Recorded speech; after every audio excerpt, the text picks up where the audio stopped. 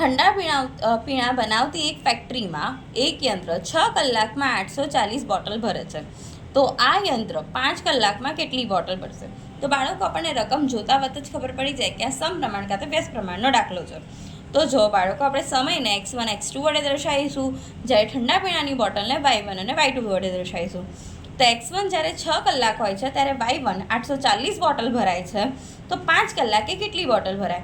તો આપણને બાળકો ખબર છે, જેમ કલાક વધારે હશે એમ બોટલો વધારે ભરાશે, અને જેમ સમય એટલે કે જેમ કલાક ઓછો થશે એમ પાણીની બોટલો ઓછી ભરાશે. માટે આ કેવો પ્રમાણ થઈ ગયો? સમપ્રમાણનો. તો સમપ્રમાણનું સૂત્ર શું આવે? x1 છેદમાં y1 બરાબર x2 છેદમાં y2.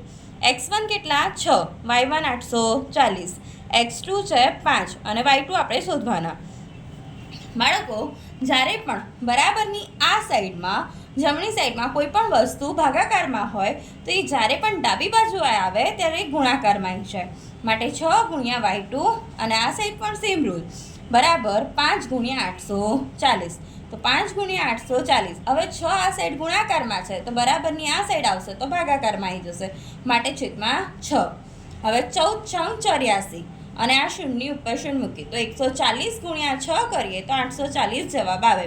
તો 6 ઉડી ગયા તો બચ્યું શું? 5 ગુણ્યા 140. માટે y2 બરાબર 14 × 75, પાછળની શૂન્ય મૂકી એટલે 700 બોટલ ભરાય. તો y2 જવાબ આવ્યો 700 બોટલ.